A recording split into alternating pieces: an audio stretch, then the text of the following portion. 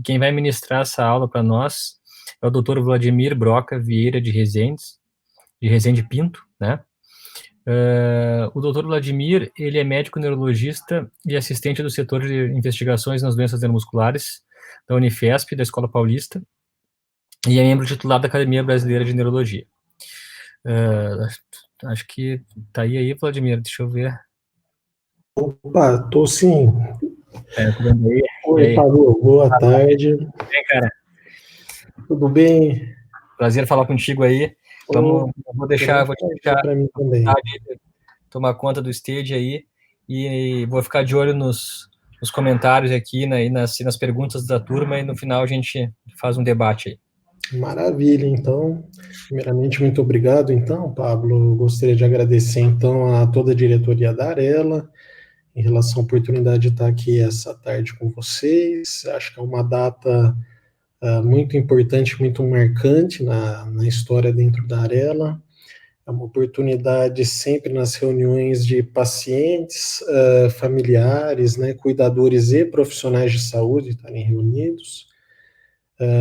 A ideia, lógico, como eu vou trazer aqui, não é uma aula no sentido de uma coisa plenamente expositiva e passiva de quem está assistindo, né? É importante uma discussão para troca de informações. Acho que em medicina a gente aprende sempre muito, e a experiência vem realmente da aprendizagem com os nossos pacientes também. Então, vou começar a minha apresentação. O meu tema hoje é de pesquisas e novos tratamentos da esclerose lateral amiotrófica. Essa é uma apresentação, aos que tiverem interesse eu posso disponibilizar esse material também, posteriormente eu deixo aqui meu contato de e-mail para aqueles que tiverem esse interesse. Essa aqui é a nossa unidade, né, nova da neuromuscular aqui na Unifesp, né, a mudança que nós tivemos finalzinho do ano passado para o início desse ano, trazer um pouquinho da nossa experiência na temática e também das novidades, muita coisa vem ocorrendo, né, que já foi bastante comentado, mas vale a pena a gente resumir até esse momento, né, que a esclerose lateral amiotrófica, ela é a principal forma que a gente poderia dizer neurodegenerativa de doença do neurônio motor superior e inferior que tem início no adulto. Ela estatisticamente está a forma de qualquer tipo de variante clínica ou de qualquer forma secundária de doença do neurônio motor. Em termos gerais, 90 a 95% dos casos são esporádicos e em torno de 5 a 10% dos casos, dependendo da série que é analisada, são familiares, ou seja, apresentam um contexto de possível hereditariedade, seja na forma da ELA ou na forma de uma doença prima da ELA, que nós denominamos de demência frontotemporal. Elas possuem uma base fisiopatológica em que uma, na verdade, ensinou o neurologista, o pesquisador, a respeito da outra. É uma doença que, se nós pegarmos no cunho estatístico geral, é uma condição rara. Mas, na prática do neurologista que está envolvido no cuidado na área de neuromuscular, é uma condição frequente e de fundamental importância, já que vários são os cuidados, como foram mostrados aqui ao longo das apresentações, durante todo o dia, de serem, na verdade, sempre antecipados, né? Então, é sempre uma condição clínica que a gente tenta antecipar as medidas que são necessárias para a melhor qualidade de vida que o paciente necessita. Então, são acometidos no contexto da ELA os neurônios motores superior, representados pelos neurônios gigantes, piramidais de Betz, lá no córtex motor, na área motora primária, assim como os núcleos motores dos nervos cranianos bulbares, o núcleo ambíguo e o núcleo do hipoglosso, assim como os corpos neuronais situados no corno anterior da medula, ou seja, especificamente no contexto da esclerose lateral amiotrófica, ou em um mesmo momento do ponto de vista clínico, ou em momentos distintos, mas de uma forma aditiva e progressiva, acaba ocorrendo a associação, então, de sinais do envolvimento, do comprometimento desses neurônios motores. Ela é uma condição absolutamente complexa do ponto de vista da fisiopatologia, ou seja, de como a doença vai ocorrendo. Ao longo da década de 90, na realidade, começo da década de 90, a interpretação que tínhamos a respeito da doença era uma, né, e isso ao longo da década de 90 muito se avançou em relação a observações neuropatológicas, neuroradiológicas, e agora, nos anos 2000 para cá, especialmente nos últimos 10 anos, houve um boom de conhecimento genético, né, neurogenético, em relação aos novos genes relacionados tanto àquelas formas esporádicas, ou seja, que não tem contexto familiar hereditário, quanto às formas hereditárias.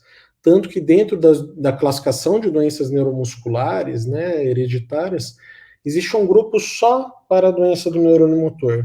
Dentro desse grupo, basicamente, nós temos o contexto da ELA, que hoje são mais de 33 losses genéticos distintos, relacionados às formas familiares já, e existe a atrofia muscular espinhal, que é uma condição, de certa forma, irmã, distinta, mas que tem também uma importância grande, como todos sabem, pelos veículos de comunicação e divulgação que essa condição clínica tem hoje, até pelo advento das novas terapêuticas.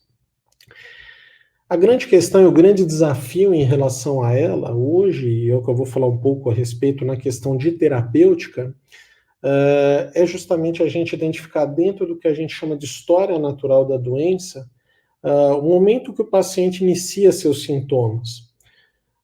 A partir do momento que o indivíduo tem o seu diagnóstico estabelecido, a doença não se iniciou naqueles meses ou ano antecedendo o início da doença. Ela já vem ocorrendo ao longo de anos, eventualmente de algumas décadas. São indivíduos que geneticamente são predispostos, ou do ponto de vista individual ou familiar, naqueles casos ditos hereditários. Aquela população neuronal inicial, ela acaba se perdendo ao longo de muitos anos, de uma forma muito lenta, e o nosso corpo, pelo processo de reinervação, tem uma grande capacidade de adequar as nossas funções motoras, ou seja, a doença, entre aspas, não dá nenhum sinal, ou pelo menos não conhecemos nenhum biomarcador que aponte a existência da doença. Depois de um certo tempo, eventualmente, alguns marcadores que passamos a conhecer melhor nos últimos 5, 6 anos, licóricos, alguns achados de imagem, podem apontar achados indiretos da doença, assim como marcadores genéticos também, né? Até que, de fato, quando o indivíduo tem realmente uma perda da população neuronal, né, desses neurônios motores superiores, e especialmente dos inferiores, por volta de 50% a 60%, a emergência dos sintomas. E dessa forma o indivíduo passa a apresentar, por exemplo, as fasciculações, apresentar ao exame clínico os sinais típicos que o neurologista observa, a atrofia muscular, enfim, os sinais clássicos dessa condição clínica. Então, nós já vemos que a doença ela vem lá de trás. Portanto, não há dúvida que o melhor momento, o momento ideal de se identificar o contexto da ELA, é o mais precoce possível. Só que você não tem ainda um exame 100% fidedigno que lhe dê certeza de quem é o indivíduo que de fato vai evoluir com essa condição clínica e quem vai ter, por exemplo, um determinado marcador alterado, mas não vai evoluir com essa condição. Existe hoje, de acordo com o quanto a gente tem, né, dessa população e o momento que a gente tem da evolução da condição, uma correlação íntima dos estadios clínicos em relação aos marcos de evolução da doença, principalmente em relação à necessidade da gastrostomia e à necessidade da ventilação não invasiva, como marcadores também prognósticos em relação da expectativa de vida sintomática com a doença. Dessa forma, um grande desafio hoje, falando em termos de pesquisa, é definir quem que seria um indivíduo que seria aquele dito pré-sintomático. Talvez não seja o ideal a gente chamar de assintomático, né? Às vezes, talvez a melhor forma seria o indivíduo pré-manifesto, o indivíduo numa fase prodrômica, o indivíduo pré-sintomático. São aqueles indivíduos que eles não têm fasciculação, não têm cãibra, não têm a disfagia, não têm a disfonia, a falta de ar, mas eles apresentam alterações em alguns biomarcadores, Muitos são aqueles biomarcadores que a gente tenta encontrar de uma forma mais satisfatória. Ainda é uma área de grande desafio. Vejam que são todas publicações bastante recentes que a gente traz aqui. Nossa proposição é sempre o diagnóstico em medicina para qualquer que seja a condição mais precoce possível.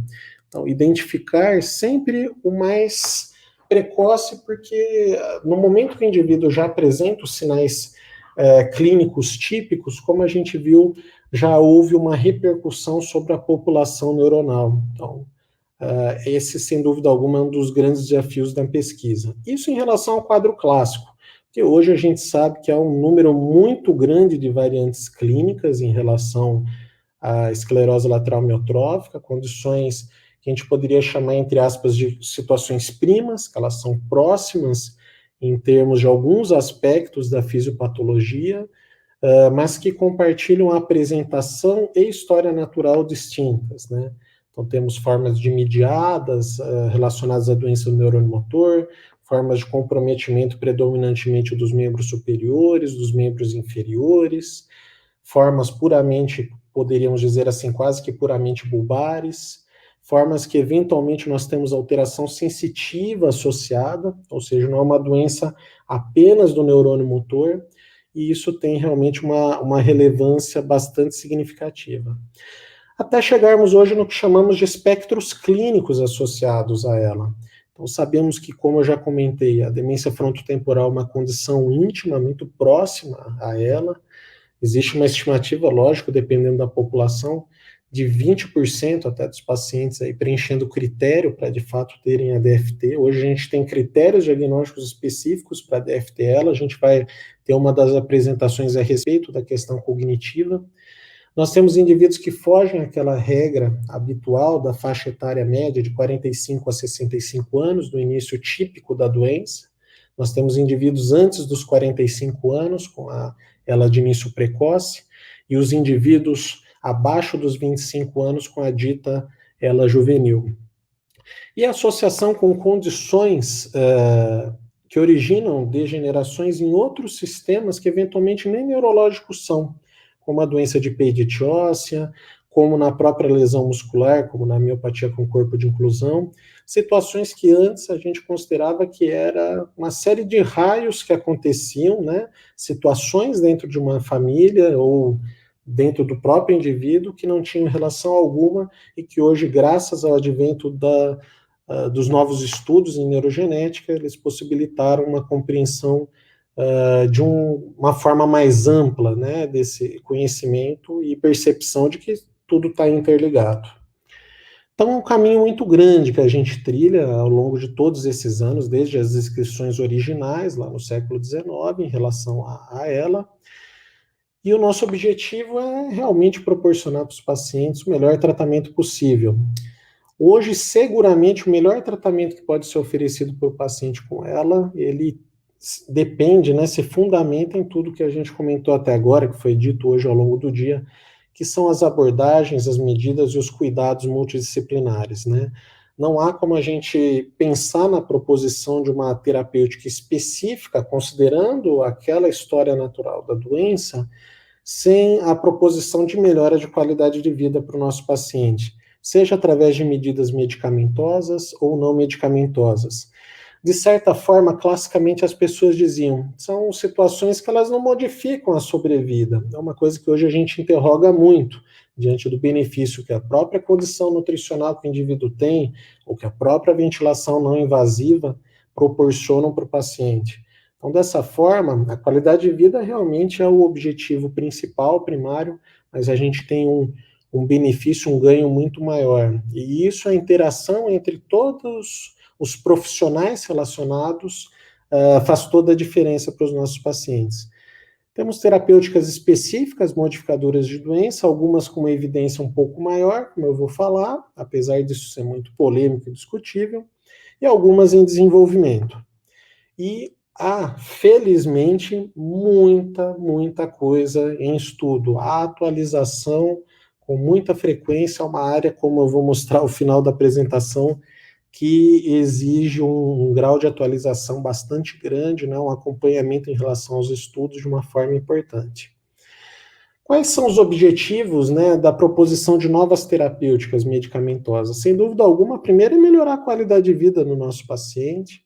Isso pode ser, por exemplo, simplesmente pela menor velocidade de progressão do envolvimento bulbar ou da própria questão ventilatória, e contribuir, por exemplo, com o alívio de sintomas.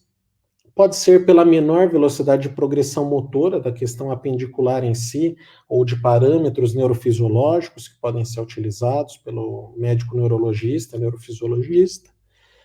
Pode ser em relação à diminuição da necessidade do suporte ventilatório, por exemplo, uma determinada terapêutica pode auxiliar a diminuir a necessidade da VNI, ou que a VNI possa ser utilizada de uma forma mais eficaz por um tempo maior, ou manter o indivíduo por um tempo livre da traqueostomia de uma forma mais evidente. E realmente, em outras situações que vêm ocorrendo agora, realmente proporcionar a possibilidade de prevenção da ocorrência da neurodegeneração para algumas situações, especialmente naqueles contextos que a gente diz hereditário, em que a gente tem a ela familiar.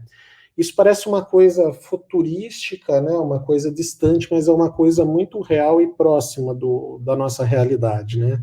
Felizmente isso já vem modificando bastante. Recentemente, com a necessidade, diante da pandemia de Covid-19, do advento rápido, né, da necessidade de estudos rápidos, especialmente em relação à imunização, né, com as novas vacinas que vêm sendo detalhadamente aí estudadas, muito se divulgou em relação às fases de desenvolvimento pré-clínico e clínico sobre as medicações. E isso realmente mostrou para a população quão importante é você, lógico, ter um tratamento rapidamente disponível, mas de uma forma especialmente segura. Seguro porque, primeiramente, os indivíduos não são iguais dentro do contexto que eu estou tratando, eles têm suas peculiaridades do seu histórico individual, da sua base genética, nós temos peculiaridades de cada uma das medicações, nós temos, por exemplo, no caso do Brasil, origens do ponto de vista genético muito distintas dentro da população brasileira. Então, temos origem europeia, asiática, africana, que possibilitam, por outro lado, também a gente estudar outros aspectos, quem pode se beneficiar mais ou menos, tem outro lado, outra forma de se enxergar também essa situação. Então, a gente parte sempre da questão do modelo animal, observa-se a questão da farmacologia, como a medicação interage, como ela funciona, a questão da segurança, o básico de como a droga interage com o indivíduo, inicialmente às vezes o indivíduo apenas saudável, ou um número pequeno de indivíduos que apresentem um quadro clínico, de fato. Isso tende a ser um processo bem cuidadoso, bem zeloso, bem ampla a investigação laboratorial de todos os outros exames. Numa fase posterior, realmente começa a ampliar o número de indivíduos, a segurança vai ser avaliada de uma forma mais nítida, mais evidente, e começam-se os pequenos estudos relacionados à eficácia, que é uma outra dificuldade, como eu vou comentar adiante. E na fase 3, a gente realmente já tem um parâmetro de um número muito maior de indivíduos participando. Se a medicação tiver sucesso, seja para um grupo como um todo ou para uma subpopulação, essa medicação passa, né, esse princípio ativo passa por o aval, né, dos diferentes organismos que fazem registro, e passa-se a fase 4 de surveillance, em que você passa para a farmacovigilância, para identificar se algo tardiamente, depois do registro da medicação, de fato pode acontecer, né? Por que isso é importante, né?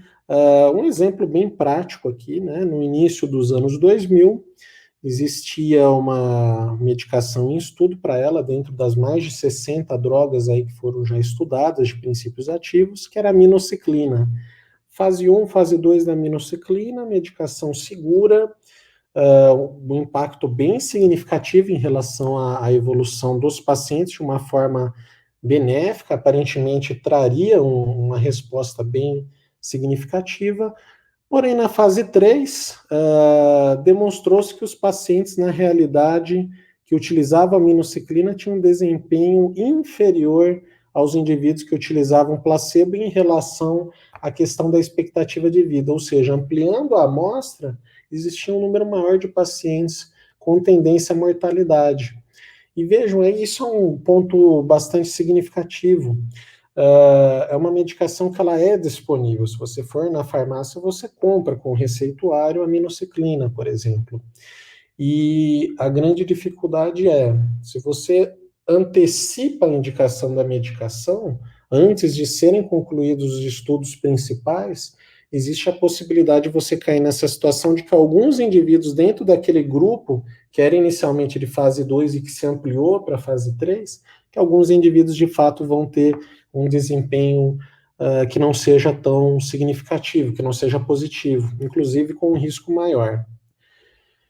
As estratégias são as mais diversas, como eu vou apontar aqui. É uma doença muito complexa, ela envolve pelo menos mais de 18 mecanismos fisiopatológicos distintos. Como eu vou mostrar, a ideia atual nossa, a percepção é de que a gente vai precisar de uma politerapia, ou seja, diferentes medicações que atuem em situações distintas, já que é uma doença que envolve múltiplas vias dentro do neurônio motor. Então, vou comentar um pouquinho a respeito dessas situações, né? Então, medicações relacionadas a mecanismos de neuroproteção, as terapias celulares, ditas popularmente as terapias com células-tronco, drogas relacionadas à antiagregação, mecanismos antioxidantes, anti-excitotoxicidade, anti-inflamatórias, anti-apoptóticas, ou seja, nos diferentes mecanismos que participam da fisiopatologia da doença. Como que eu posso saber se uma determinada situação que eu estou procurando, ela é realista, ela é segura e há o cuidado em relação ao estudo? Existem as bases de registros em relação aos estudos clínicos. A principal delas, o Clinical Trials. Esse acesso do dia 31 de outubro, especificamente procurando todos os assuntos, seja não apenas de terapêutica, de estudos de diagnóstico, biomarcadores, tudo em ela. 718 estudos com registro. Desses, 500 que envolvem algum tipo de intervenção relacionado a ela. 145 que estão fazendo o recrutamento ativo de indivíduos, ou seja, os indivíduos estão entrando para participar desses estudos, não apenas em relação à questão de terapêutica, em outras modalidades também. 27 estudos que já estão, vejam bem, em fase 3, ou seja, lá nas últimas etapas, e 18 desses que estão realmente ainda com possibilidade de recrutamento e de participação nesses estudos. Lógico que a gente tem uma série de critérios de inclusão, de exclusão para participação nesses estudos, mas isso acho que reforça bastante a importância de sempre estarmos, primeiramente, muito animados, né? Isso é uma coisa muito importante, termos todos os cuidados serem feitos hoje para que a gente possa se beneficiar de fato posteriormente desses estudos e dessas terapêuticas conforme elas forem se confirmando. O Riluzol, acho que dispensa comentário aqui, é uma medicação conhecida de muitos anos, ela levanta ainda bastante polêmica, já que ela é oriunda de uma fase em que pouco se conhecia da doença. Então, lá dos estudos originais, quando saiu lá em março de 94, o print lá em 93, observou-se que, de uma forma geral, se a gente pegasse o cômputo de todos os pacientes que utilizavam Riluzol no estudo clínico, existia uma diferença em relação ao placebo. Foi a primeira abordagem que deu um grande impacto, de fato. Então, foi uma medicação que marcou realmente a história natural do que se sabia da doença, ou a possibilidade de uma terapêutica, né, com impacto em relação à doença. Especialmente dentro da população com sintomas de início bulbar. Naquela época não existia a percepção, por exemplo, de que pacientes poderiam ser enxergados o grupo cognitivo, o grupo do predomínio de neurônio motor inferior, de predomínio de superior, ou seja, era um grupo muito amplo de pacientes que participaram do estudo, diferente do que acontece hoje, né? Hoje tenta se delimitar mais para se entender melhor o impacto real que a medicação apresenta. Hoje, né, ao longo do tempo aí, nos últimos 2 anos especialmente, muita revisão foi feita em relação ao benefício do Riluzol ou não. O impacto, de fato, na questão terapêutica não é o maior possível, né? A gente gostaria de uma medicação que tivesse um impacto muito maior em relação à perspectiva, né, em relação à expectativa de vida em si, ou as perdas, ou a velocidade de perda da questão ventilatória e motora, né, especialmente nas escalas que nós avaliamos, mas é uma medicação que já existe uma experiência grande em relação ao uso dela, tem mais de 20 anos aí, né, quase logo indo para os 30 anos de estudo. Então, é uma medicação que tem, sim, seu valor histórico importante, ela pode ser um adjuvante na terapêutica, junto com outras possibilidades de terapêutica. Então, é uma medicação que faz parte, sim, daquele contexto, independente do estágio clínico que nós estivermos. Especialmente quanto mais precoce, maior vai ser, logicamente, o impacto de benefício. O edaravone é uma medicação que ela já vem em estudo há muito tempo em neurologia. Inicialmente ela foi estudada para acidente vascular cerebral isquêmico. Não teve nesse contexto do estudo para AVC isquêmico um grande impacto. Ela passou desde 2001, então, a passar por todas aquelas etapas de estudo. Foi aprovada em 2015, né, para utilização no contexto da ELA. Ela, na apresentação endovenosa, ou seja, a medicação é aplicada na veia, são 14 dias no primeiro ciclo de aplicação, seguidos por 14 de pausa, e depois 10, 14, 10, 14, ao longo de todo o período. É uma medicação que o principal benefício observado foram para pacientes em estágio muito inicial, né, dentro daquela população que tinha preservada a sua condição ventilatória, que tinha a sua condição bulbar mais preservada e em estadio 1, o início de estadio 2 de doença, né? Então, isso foi um marco que ficou bastante claro, né? Em 2015 teve aprovação no Japão, 2017, com uma apresentação apenas a nomenclatura, basicamente mudou lá nos Estados Unidos o registro. É uma medicação que atua sobre os mecanismos relacionados aos efeitos, né, citotóxicos, né, do efeito pró-oxidativo sobre o neurônio motor. Então, ela tem mais de um mecanismo de ação, obviamente, mas é o principal dele. Os estudos principais em 2014 foram divulgados, passou por fase de extensão posteriormente à medicação. Nesses estudos iniciais não era um grande impacto que se observava, né? Precisou ampliação, a fase de extensão para se observar de uma forma mais significativa os benefícios, e especialmente isso lá no grupo original japonês. Houve depois, de 2018 para cá, que houve uma coisa muito importante que a gente tem em neurologia, que é a expansão dos estudos para os grupos do que a gente chama de estudos de vida real. Estudo de vida real, ele busca observar nas diferentes populações, nos diferentes centros, o impacto real que uma determinada medicação recém-lançada tem, ou seja, a experiência que cada centro vai apresentar em cada população. E, especificamente o edaravone, nem todas as populações que utilizaram tiveram um benefício marcado. E uma coisa que se observou é que realmente a questão da medicação ser endovenosa, da necessidade da aplicação recorrente, trazia uma grande dificuldade. Então, o indivíduo apresenta a necessidade de todos os cuidados que, por exemplo, o próprio necessidade de um acesso venoso por um tempo permanente, aí, por um tempo prolongado, traz, né? Então, isso é uma situação importante. Hoje, parece bastante claro que existe alguma população de paciente que tem um benefício, especialmente no início do uso da medicação. Parece que o primeiro ano do uso da medicação, ela traz um benefício em relação à desaceleração da característica da progressão motora. Isso parece que não é algo que se mantém por um período maior. Talvez a grande justificativa é justamente a dificuldade de que a doença apresenta vários braços em relação a ela, vários mecanismos fisiopatológicos que fazem o neurônio motor de fato estar doente. Então, esses são apenas alguns dos estudos que eu estou apontando aqui, não vou entrar em detalhes, até para não ficar algo tão prolongado e aqui num sábado à tarde para chatear vocês aí. Uma outra medicação que vem ganhando bastante divulgação, vale a pena a gente comentar, é a metilcobalamina. A metilcobalamina também veio do estudo japonês, né? Partiu de modelo animal, também um estudo.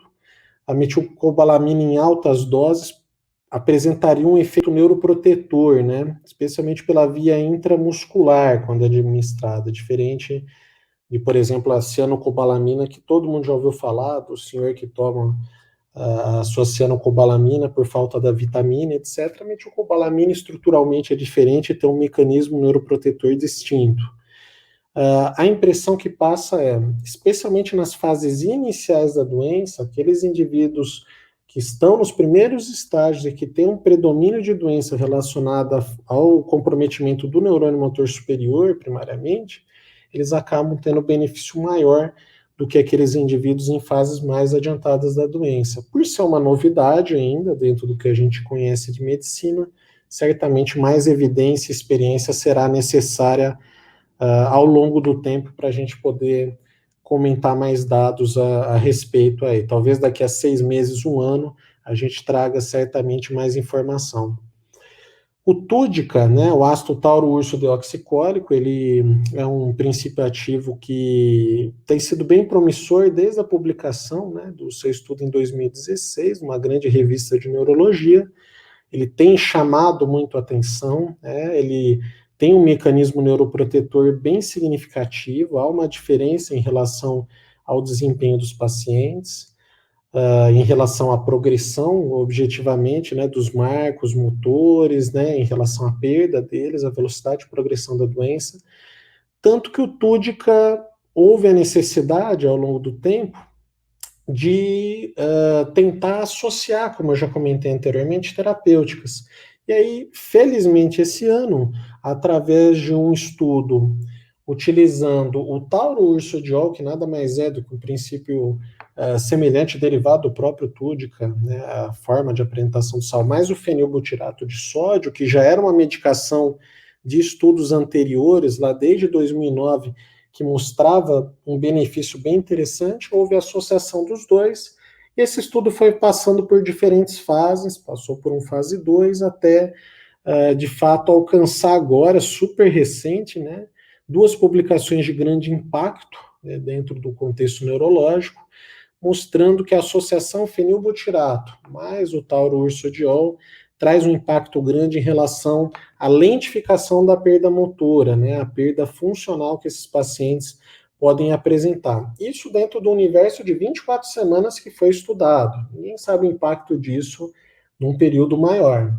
A gente não sabe se em 1 ano de acompanhamento, ou eventualmente em 2 anos de acompanhamento, isso trará ou não um impacto maior. Foram 2 publicações nesse sentido bem significativas, em revistas importantes de neurologia, que o impacto não foi apenas na questão da perda motora, houve também em relação à questão ventilatória, ou seja, é uma medicação que nos traz muita esperança, né? Lógico que a gente tem que ter todos os cuidados que são necessários, mas com muita esperança aqui, sem dúvida alguma. E chegamos, sem dúvida alguma, naquele que é o grande momento que a gente vive na neurologia, na área de neuromuscular, que são as terapias gênicas, né? Parece que a gente está falando de algo distante, de algo de um filme distante, algo, puxa vida, daqui a 10, 20 anos, e não é isso que a gente tem, né? A gente tem um cenário hoje, como a gente sabe que ocorreu com a atrofia muscular espinhal, ocorreu com tantas outras situações, vem, por exemplo, ocorrendo agora com a própria doença de Huntington, a gente tem a possibilidade do desenvolvimento dessas terapias e benefícios para os nossos pacientes. A principal abordagem que vem mostrando já uma fase mais adiantada de estudo no contexto dela são os oligonucleotídeos antissense. A gente conhece muito a nusinercena por conta da atrofia muscular espinhal. Nós temos no contexto que é aplicada, né, o que a gente chama intratecal, é aplicado lá no líquor, a medicação. A gente tem para o contexto da ELA também uma medicação semelhante em termos de mecanismo de ação da medicação, mas voltada para um mecanismo genético distinto, que é uma medicação que a gente denomina de tofersen. O tofersen, ele vem em desenvolvimento já há alguns anos, se a gente for somar primeiro desenvolvimento estrutural da molécula, já são quase 7 anos de desenvolvimento. Ele já está em fase 3, a gente tem já muita publicação a respeito, provavelmente o final do fase 3 deve sair ou no finalzinho desse ano, ou começo do próximo ano, realmente para fechar os dados, né, de uma forma mais objetiva. Assim como algo que vai ser muito importante para a gente, sem dúvida alguma, que é medicar pré-sintomáticos, né? Então, o tofersen visa o tratamento dos indivíduos que têm a forma familiar ligada a mutações no gene SOD1, que é ela familiar do tipo 1.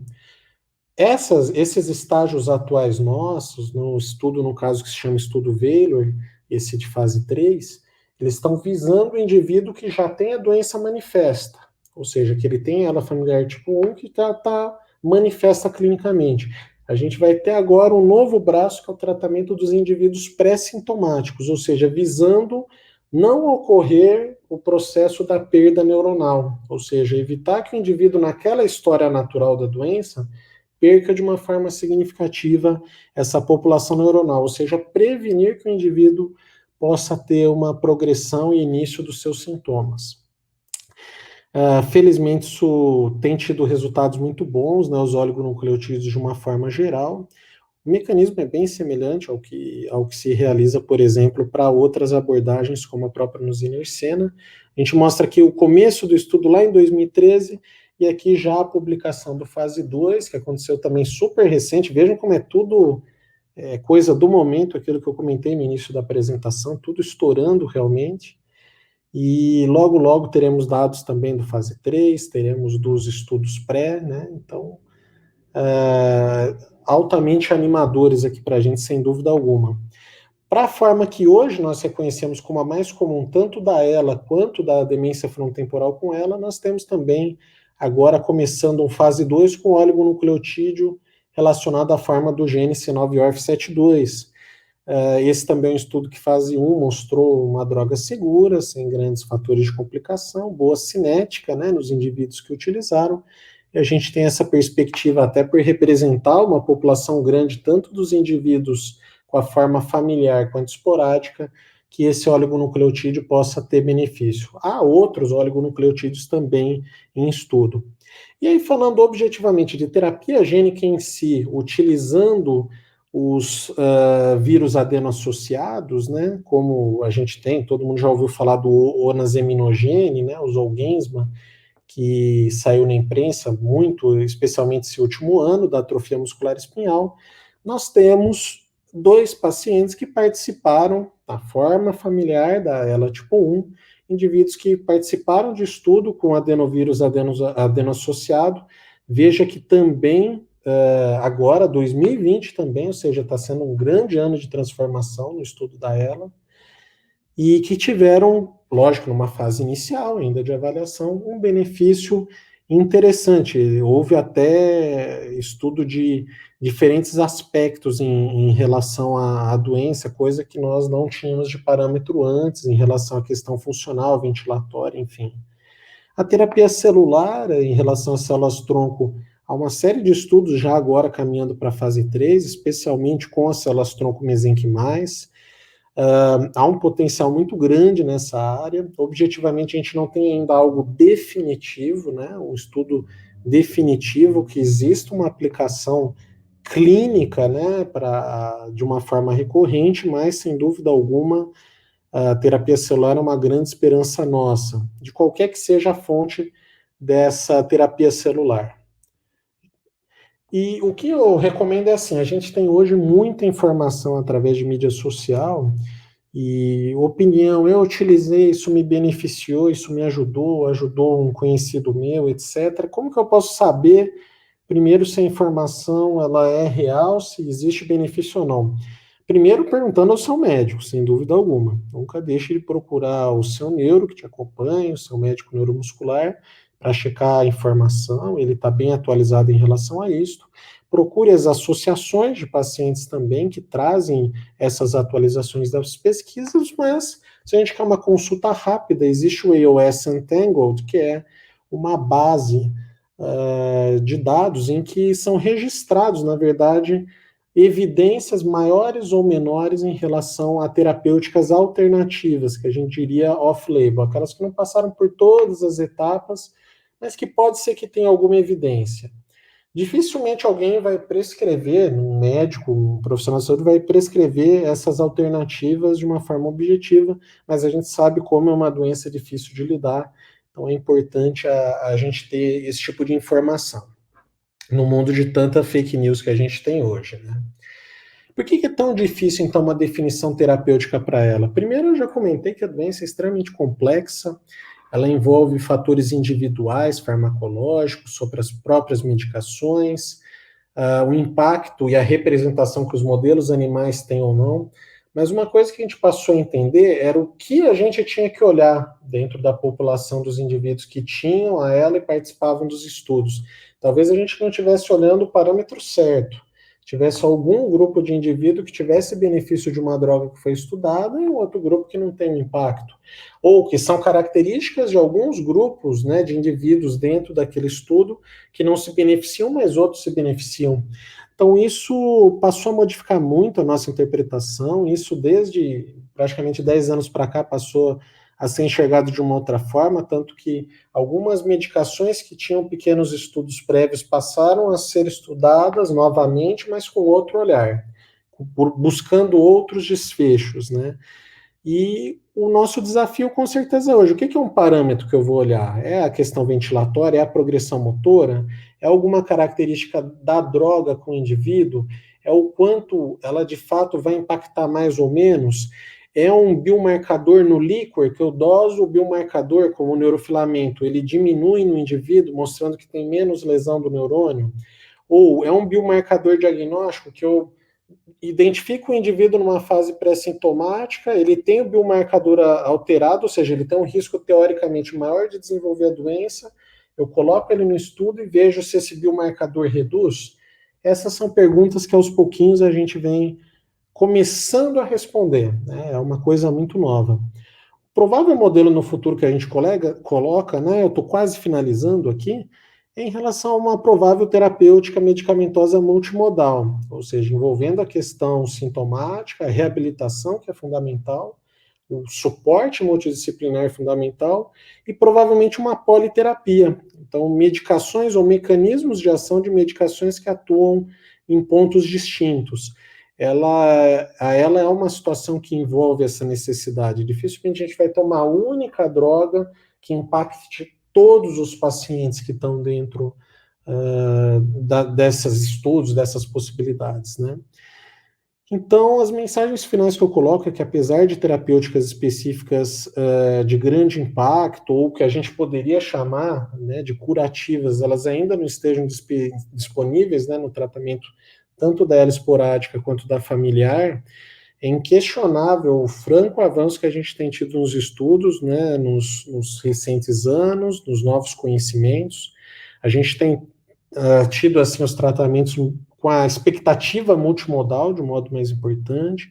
A gente entende que a doença é complexa, heterogênea, cada indivíduo tem um comportamento, que a resposta vai depender do estádio clínico, o momento que o indivíduo está. Então, portanto, aqueles critérios de inclusão no estudo são fundamentais para se observar um impacto maior ou menor. A forma de programar esses ensaios clínicos, ela tem que ser muito bem pensada antes de eles serem iniciados. Depois que inicia, é sempre difícil você modificar o caminho do ensaio clínico. A gente passou a entender a importância, né, as contribuições de outras doenças para o entendimento da ELA, seja, por exemplo, a própria demência frontotemporal, a miopatia com corpo de inclusão, seja diferentes situações, e um olhar sobre desfechos clínicos que a gente poderia dizer de realistas, né? A gente está olhando uma história natural da doença, o indivíduo em um determinado ponto, quando ele já tem sintoma. Então a gente tem que fazer o estudo e entender o efeito da medicação para aquele momento que o indivíduo de fato está enfrentando na doença dele. Então eu digo que assim, quem procura neuromuscular, especialmente lida, né, com a doença neuromotor, geralmente é um indivíduo que sofre de uma condição que a gente diz que é a neurofilia, que são os indivíduos que são fascinados por neurologia, né?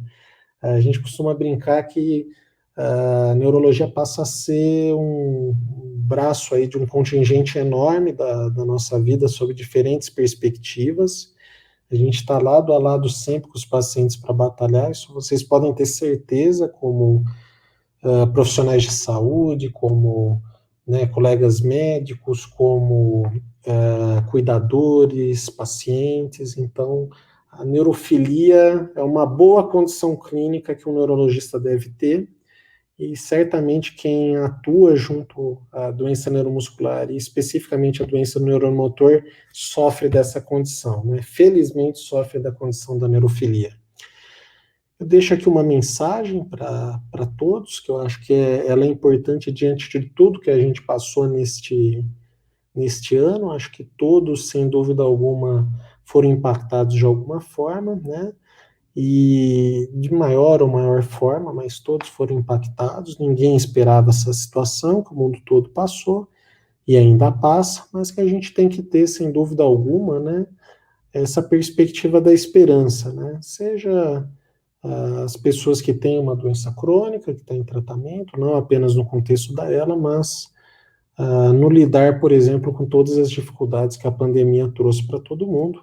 Eu agradeço aqui a toda a nossa equipe da Unifesp, né, do Ambulatório de Doenças Neuromusculares, ao meu grande mestre e amigo, professor Acari, a toda a equipe, né, de neurologistas, pós-graduandos, residentes de neurologia e especializandos na área de neuromuscular, a fantástica equipe multidisciplinar que a gente tem lá na Escola Paulista de Medicina, e deixo aqui meus agradecimentos especiais também à Arela do Rio Grande do Sul pela possibilidade de estar participando aqui do simpósio de vocês, e muito obrigado. Obrigado, Vladimir. Excelente aula, cara. É um tema duro, né? A gente revisar essas terapias novas aí e poder estar passando para a turma da neurofilia aí essas novas perspectivas. Não é fácil, né? A gente tem muita coisa acontecendo, e se a gente for entrar, então, em como definir o uso ou não dessas novas coisas, aí fica cada vez mais complexo, né, Vladimir? Acho que a contextualização disso aí tudo na prática clínica é um grande tema, assim, que talvez dê para fazer um simpósio inteiro só sobre isso, né? Uma vez eu vi assim, a gente vê opiniões bem divergentes no sentido de lançar mão dessas informações na nossa prática clínica ou não, né? Mas, enfim, Vladimir, pelo adiantado do tempo, cara, até o pessoal aqui da coordenação está me pedindo para a gente focar em responder essas perguntas no chat, que assim a turma pode continuar prestando atenção no chat ali, tem algumas perguntas bem interessantes, e a gente retorna aí para a Andréia, que ela dá seguimento no evento, e a gente fica falando um pouco mais sobre essas perguntas dessa aula aí. Parabéns pela aula, excelente. A gente segue no chat aí. Um grande abraço, Vladimir. Obrigado Obrigado. Boa tarde aí para todos.